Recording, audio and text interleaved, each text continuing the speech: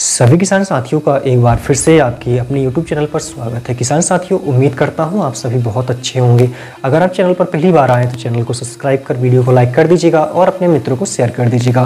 किसान साथियों, आज के इस वीडियो में आपको बताने वाला हूं कि आप गेहूं की उन्नत सफल खेती किस तरीके से कर सकते हैं। हमारा जो गेहूं का उत्पादन होता है किसान साथियों, इस समय पर बोनी करने पर, उन्नत किस्मों का चुनाव करने पर, बोनी की सही विधि और खाद पर डिपेंड करता है। ये सारी जानकारी आपको इस वीडियो के माध्यम से मिलने वाली है। इसके अलावा गेहूं में जो रोग लगते हैं जैसे रतुआ रोग हो गया, पीलापन हो गया, इसके अलावा रस चूसक कीट हो गया, इसके अलावा दीमक, इन पर कंट्रोल किस तरीके से पाना है वो भी जानकारी आपको इस वीडियो के माध्यम से मिलने वाली है।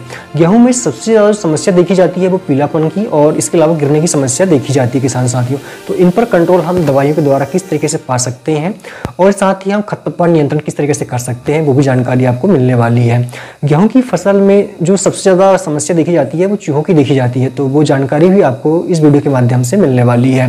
किसान साथियों, हम सभी प्रकार की मिट्टी में जो है गेहूं की खेती कर सकते हैं। हमें सिर्फ पीएच लेवल ध्यान रखना है, 6 से अगर 7 के बीच में आता है तो इससे हमें अच्छा उत्पादन मिलेगा। इसके अलावा हमें खेत की तैयारी भी अच्छे से करनी होती है। खेत की तैयारी हम जब भी कर रहे हो किसान साथियों तो पहले आप खेत के आसपास की साफ सफाई बनाए रखें। इसके अलावा जो पुरानी फसल के अवशेष हैं उसे आप पूरी तरीके से नष्ट कर दें। खरपतवार के जो बीज हैं वो भी आप उसे नष्ट कर लें। फिर से कल्टीवेटर के माध्यम से मध्यम गहरी जुताई करें। आप 2 से 3 बार कल्टीवेटर इसमें चलाएं और जब आप कल्टीवेटर चलाएं तो इसमें 2 से 3 दिन का आप फासला जरूर रखें ताकि मिट्टी में अच्छे से धूप लग सके। मिट्टी में सीधी अगर धूप लगती है तो जो पुराने फसल के अवशेष बचे हुए हैं उससे फंगस रोग नहीं लगेगा। इसके अलावा खरपतवार के बीज जो होते हैं वो नष्ट हो जाते हैं और कुछ कीट के जो अंडे होते हैं वो भी नष्ट हो जाते हैं। अच्छी से खेती अगर हम तैयारी करते हैं तो इसमें जल धारण करने की क्षमता भी जो है अच्छी बनी रहती है। हमें बार बार सिंचाई नहीं करनी पड़ती है। कल्टीवेटर चलाने के बाद में इसे आप रोटावेटर से मिट्टी को भुरभुरा बना लें और अंतिम जुताई से पहले आप गोबर की खाद अवश्य इसमें डाल लें। प्रति एकड़ 10 टन गोबरी खाद इसमें आप अवश्य डाल लें किसान साथियों। और बुआई से लगभग 8 दिन पहले आप खेत की तैयारी कर लीजिएगा। जब भी आप किस्मों को चुनाव करें किसान साथियों तो वो आपके क्षेत्र के लिए अवेलेबल है कि नहीं वो आप चेक कर लें। इसके अलावा आप प्रमाणित दुकान से ही हमेशा बीज को परचेस करें।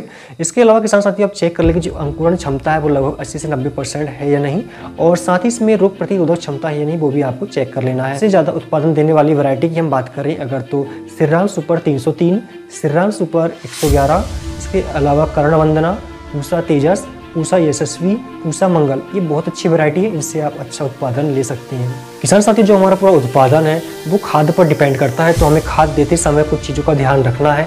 हमें इसमें 3 बार खाद देने की आवश्यकता होती है। पहला खाद जब हम गेहूं की बुआई कर रहे हों, दूसरा खाद हमारा जब फूल अवस्था में हमारी फसल हो, घोंट अवस्था में हो, 30 से 35 दिन में। इसके अलावा तीसरा खाद हमें 65 से 70 दिन में देना है जब हमारी बालियों में दाने आने लगे। तो शुरुआत में जो हमें खाद देने के साथ साथ ही उसकी बात अगर हम करें तो प्रति एकड़ के हिसाब से आपको डोज बताया जा रहा है। आपको 50 किलोग्राम DAP डालना है, इसमें 45 kilogram urea, 40 kilogram potash, 5 kilogram zinc sulphate आपको देना है। इसके अलावा आपको BASF कंपनी का लिबरेल TMX2 करके एक जो सूक्ष्म पोषक तत्व आता है इसकी 150 ग्राम की मात्रा आपको लेनी है। इसके अलावा मैग्नीशियम सल्फेट 5 किलोग्राम आपको मिलाना है। इसी में किसान साथियों आपको स्वानुकूल करके एक ग्रोथ प्रमोटर आता है जो कि जड़ों के विकास के लिए सबसे अच्छी दवा होती है। इसकी मात्रा आपको 2 किलोग्राम प्रति एकड़ के हिसाब से लेना है। इसके अलावा 5 किलोग्राम इसमें आपको फोड्रॉन डालना है और 150 किलोग्राम इसमें आपको जो है वो नीम की खल डालना है किसान साथियों। इन सभी को मिलाकर आप बुआई से पहले पूरे खेत में छिड़काव कर दें, या तो आपके पास में ऐसे कोई सीडल अवेलेबल हो जो खाद और बीज साथ में मिक्स करके बुआई करते हैं तो उससे भी आप बो सकते हैं। ये तो हो गया बेसल डोज।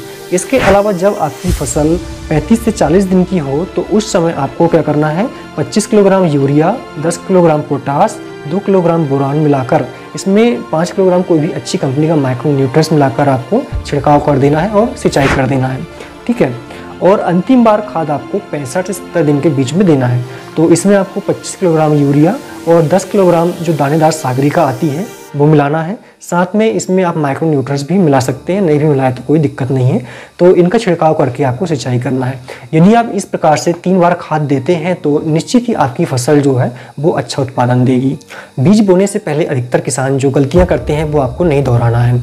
हम करते क्या है कि बीज को जो है डायरेक्ट खेत में बुआई कर देते हैं, उपचारित नहीं करते, लेकिन जो हमारी सबसे बड़ी गलती होती है, हमें बीज बोने से पहले इसे उपचारित अवश्य कर लेना चाहिए। क्योंकि गेहूं में जो रोग आते हैं जैसे रतुआ रोग हो गया, फंगस हो गई, तना गलन हो गया, जड़ गलन हो गया, इस प्रकार के जो रोग है इनसे छुटकारा अगर हमें पाना है तो उपचारित हमें अवश्य कर लेना चाहिए।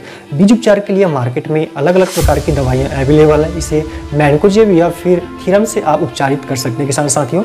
इसके अलावा एग्रोस्टार की एक दवा आती है रिलैक्स 72 करके, ठीक है, दवा होती है, इसमें कीटनाशक और फफूंदनाशी दोनों दवा मिक्स होती है, इससे भी आप उपचारित कर सकते हैं। इसकी 3 ग्राम मात्रा जो होती है प्रति किलोग्राम के लिए पर्याप्त होती है किसान साथियों।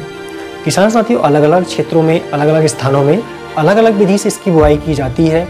कुछ स्थानों पर छिड़काव विधि से बुआई की जाती है जिसमें बीज की मात्रा 40 से 50 किलोग्राम लगती है, और कुछ स्थानों पर किसान साथियों सिडल के माध्यम से बुआई की जाती है। अगर आप समय पर बुआई कर रहे हैं तो 40 किलोग्राम बीज की रिक्वायरमेंट होती है।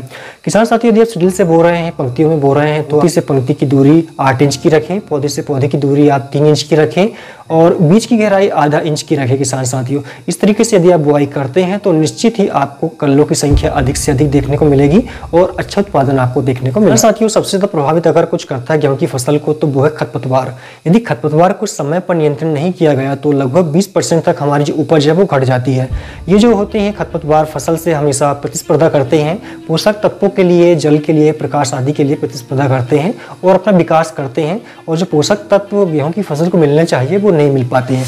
अधिकतर जो खरपतवार देखे गए हैं साकरी पत्ती के, चौड़ी पत्ती के, उनमें गेहूंसा, जंगली जई, बथुआ, सेजी, कृष्णनील, हिरणखुरी, चटरी, मटरी, अकरा, अकरी, जंगली गाजा। किसान साथियों, खाद देने के अलावा हमारी कुछ फसलों में सूक्ष्म पोषक तत्वों की आवश्यकता होती है, और विभिन्न प्रकार के कीट और रोगों से बचाने के लिए हमें समय समय पर इसमें कुछ दवाइयों का स्प्रे भी करना होता है। तो इसमें लगभग 3 बार हमें स्प्रे करने की आवश्यकता होती है, जिनसे हम विभिन्न प्रकार के कीट रोग से बचा सकते हैं, साथ ही कुछ सूक्ष्म पोषक तत्व की पूर्ति भी कर सकते हैं। इसमें 3 स्प्रे हमें चलाने हैं। पहला स्प्रे हमें करना है बुआई से 20 से 25 दिन में, दूसरा स्प्रे हमें करना है 40 से 45 दिन में, तीसरा स्प्रे करना है 65 से 70 दिनों में। किसान साथियों, हमें पहला स्प्रे करना होता है 20 से 25 दिन में, तो उसमें आपको दवाइयाँ लेनी है। एमिस्टार टॉप करके जो इंसेक्टिसाइड आता है वो लेना है 200 ml। इसके अलावा पानी में घुलनशील वाला जो NPK 19-19 के फॉर्म में आता है वो लेना है 1 किलोग्राम, 1 एकड़ के लिए पर्याप्त होता है। इसके अलावा एक ग्रोथ प्रमोटर आपको लेना है किसान साथियों, जो कि क्रॉप टॉनिक 21 के नाम से आता है। इसकी 250 ml को लेना है। इन तीनों को घोल कर आप 200 लीटर पानी में पूरे खेत में छिड़काव कर दीजिएगा। आपकी फसल कीट से बची रहेगी और जो माइक्रोन्यूट्रिएंट्स की है पूर्ति है वो भी हो जाएगी। इसके अलावा किसान साथियों, जब हमारी फसल 40 से 45 दिन की हो रही हो तब ये अवस्था वनस्पति अवस्था होती है, और कल्लों का विकास भी इसी अवस्था में होता है। तो जितनी ज़्यादा कल्लें निकलेगी उतनी ज़्यादा हमें उत्पादन मिलेगा किसान साथियों। तो इसमें आपको क्या करना है, एक इंसेक्टिसाइड लेना है, कीटनाशक लेना है, जो कि अमृत एक्स्ट्रा करके आता है, 250 ml इसकी मात्रा आपको लेनी है। साथ ही आपको एक NPK लेना है किसान साथियों, जो 20-20-13 के अनुपात में आता हो, 1 किलोग्राम आपको लेना है। इसके अलावा सागरिका गोल्ड ग्रोथ प्रमोटर आती है, वो आपको लेना है 250 ml।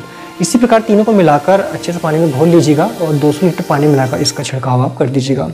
इसके अलावा अंतिम स्प्रे हमें करना है 65 से 70 दिन के बीच में। ये अवस्था होती है फूल अवस्था, फल आने की अवस्था, साथ ही वानस्पतिक अवस्था होती है किसान साथियों। तो इसमें किसान साथियों वो लेना है एमिस्टार टॉप, जो कि कीटनाशक है, 200 ml लेना है। इसके अलावा एक फंगीसाइड आपको लेना है, जो कि साफ करके आता है UPL कंपनी का, इसको लेना है 500 ग्राम आपको। इसके अलावा किसान साथियों सजेंटा कंपनी की आता है इसाबुइन करके, ठीक है, एक ग्रोथ प्रमोटर, इसकी आपको 400 ml की मात्रा लेनी है। साथ ही इसमें एक आपको NPK लेना है 1 किलोग्राम, जो कि 005232 के अनुपात में आता है, ठीक है। इसके अलावा किसान साथियों आपको इसमें बोरान का भी छिड़काव करना है। ये 200 ग्राम का एक पैकेट आता है कात्यायनी बोरान 20% करके। इनका सभी का मिश्रण बनाकर आप 200 लीटर पानी मिलाकर छिड़काव कर दीजिएगा, तो आपकी फसल जो है विभिन्न प्रकार के रोग कीट आदि से बची रहेगी और माइक्रोन्यूट्रिएंट्स की पूर्ति भी होती रहेगी। यदि आप 3 स्प्रे करते हैं तो निश्चित ही आपको अच्छे उत्पादन लेने से कोई नहीं रोक सकता किसान साथियों। किसान साथी, यदि हम उपज की बात करें अगर, तो अनुकूलित समय अगर रहता है और जो किस्में आपको बताई गई लगाते हैं अगर हम, तो 30 से 32 क्विंटल तक का उत्पादन आप ले सकते हैं। किसान साथी, यदि हम इसमें लागत की बात करें अगर, तो 20,000 के आसपास प्रति एकड़ में लागत आती है। और मुनाफे की हम बात करें अगर, तो सरकार द्वारा जो रेट तय किए गए हैं 2425 रुपये, ठीक है, इसमें यदि हम 28 क्विंटल का भी गुणा करते हैं तो ये 68,000 बनते हैं। और 20,000 यदि इसमें से हम लागत घटा दें अगर, तो 50,000 रुपये के आसपास में हमारा पूरा प्रॉफिट बनता है किसान साथियों। तो उम्मीद करता हूँ इस प्रकार से यदि आप खेती करते हैं तो निश्चित ही आप अच्छा उत्पादन लेंगे किसान साथियों।